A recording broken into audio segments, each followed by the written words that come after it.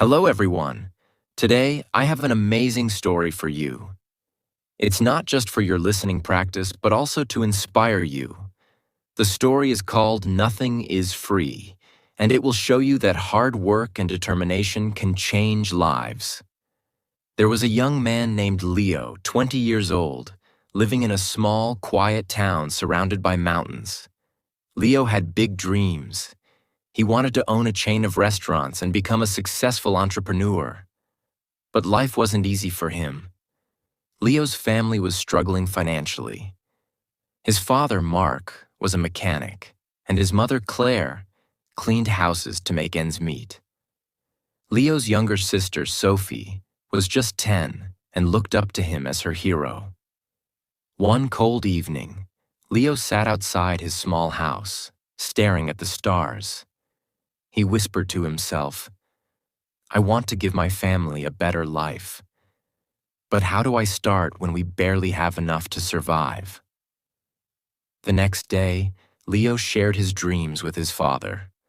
Mark sighed and said, "Leo, dreams are not free. If you want something, you have to fight for it. Start with what you have, even if it's small." Leo thought deeply about his father's words.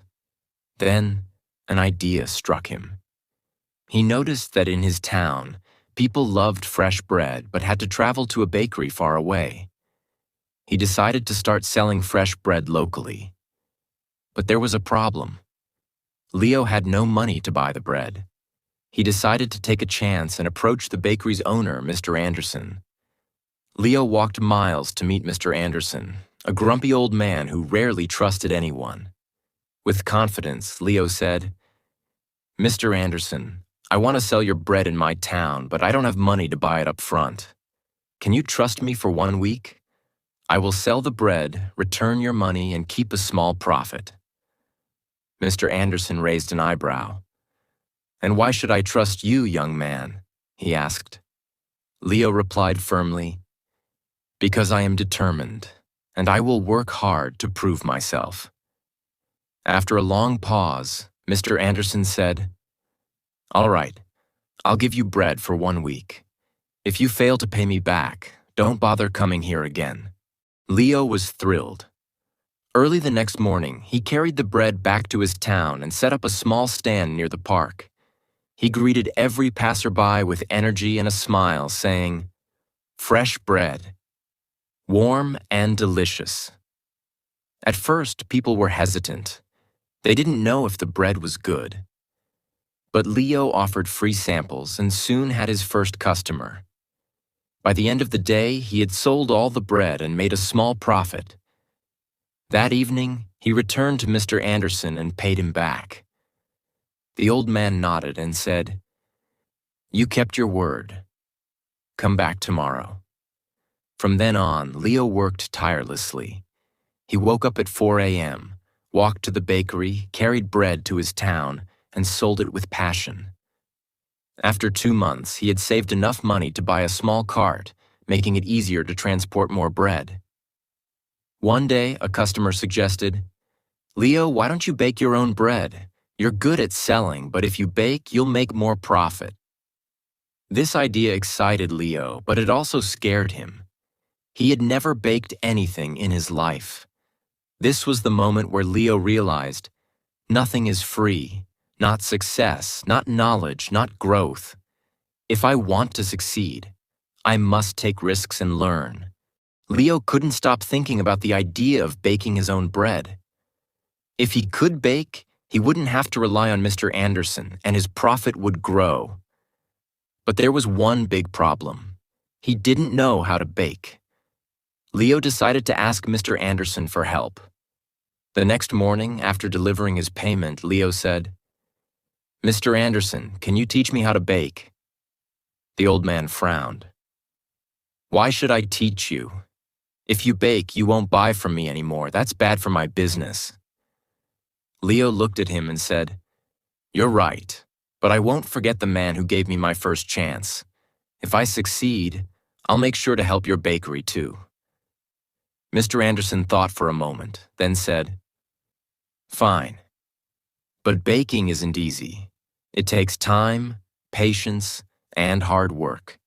If you're ready for that, I'll teach you. The lessons began early the next morning. Leo arrived at the bakery at 3 a.m. before the sun was up. Mr. Anderson showed him how to mix flour, knead the dough, and bake it perfectly. At first, Leo struggled. His hands hurt from kneading, and his bread came out too hard or too soft.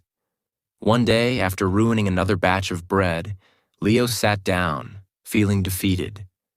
He said to himself, "Maybe I'm not good enough for this. Maybe I should give up." But then he remembered his father's words. Dreams are not free. He realized that every mistake was teaching him something new. Giving up was not an option.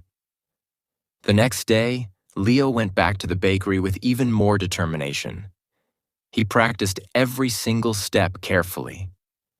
Slowly, his bread started improving.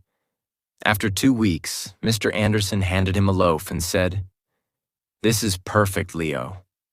You're ready." Leo was overjoyed. He rented a small oven and began baking bread at home. His family was amazed by his hard work. Sophie, his little sister, helped him pack the bread, and his mother made tea for him while he worked late into the night. Soon, Leo wasn't just selling bread. He started making cookies and pastries too. People in the town loved his products. They said, "Leo's bread tastes better than anything we've had before." But success wasn't easy. One day, a new bakery opened in the town, run by a young man named Eric. Eric had a big, fancy shop with colorful signs and decorations. People were curious and started buying from him instead. Leo noticed his sales dropping. He felt scared. What if he lost everything he worked so hard for?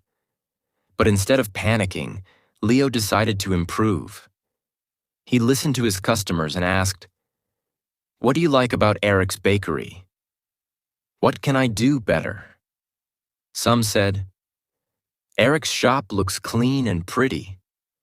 Others said, "His cakes have beautiful designs."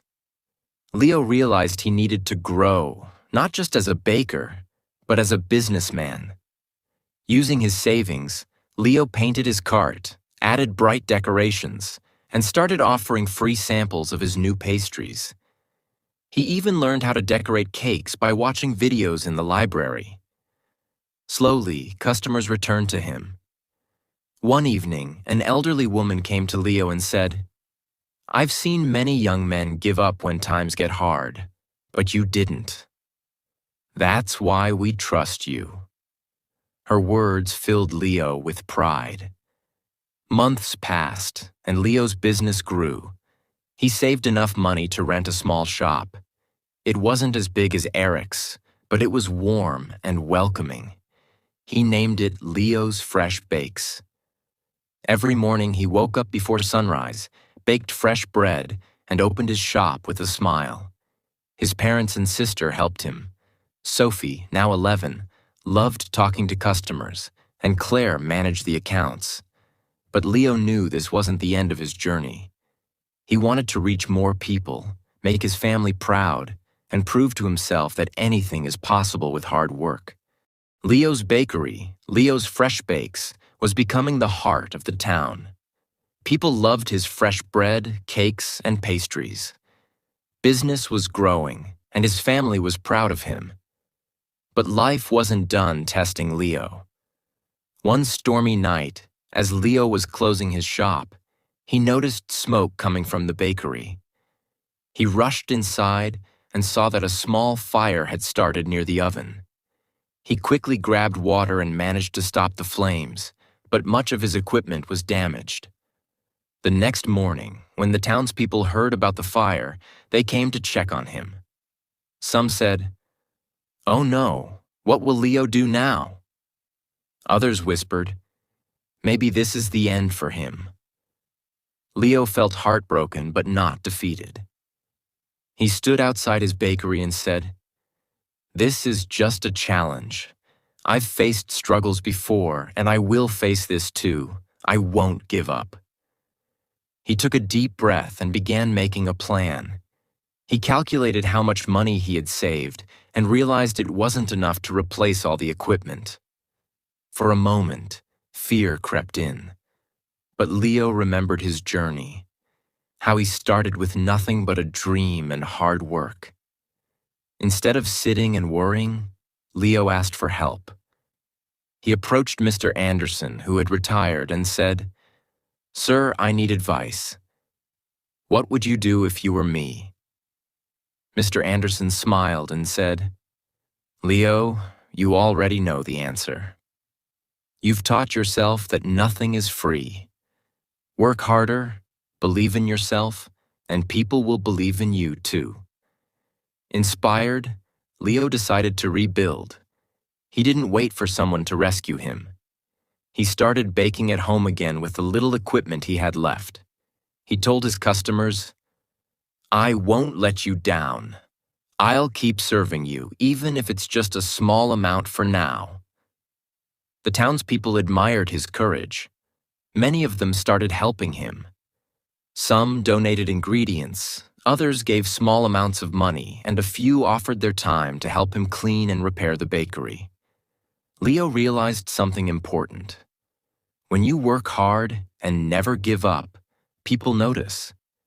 They want to help someone who helps themselves. After months of hard work, Leo reopened his bakery. It was better than ever. He painted the walls, added new decorations, and even introduced new items like cupcakes and muffins. His customers were overjoyed. On the day of the grand reopening, the town's mayor came and said, "Leo, you are a true inspiration. You've shown us all that with determination, anything is possible." Leo stood in front of the crowd and said, "I want to thank each one of you. You've taught me that nothing in life is free. Not success, not respect, not love. Everything must be earned with hard work, patience, and persistence. Never let failure stop you. Every challenge is just a step to something greater." From that day, Leo's bakery didn't just sell bread. It became a symbol of hope. People from other towns started visiting to meet the young man who never gave up. Leo's story teaches us that 1. Dreams are not free. They require hard work and sacrifice. 2. Failure is not the end. It's a chance to learn and grow stronger. 3. Help yourself first. When people see your effort, they will support you. 4. Never give up. The darkest moments are often just before success. Leo didn't just build a bakery. He built a life full of purpose, respect, and pride. And so can you.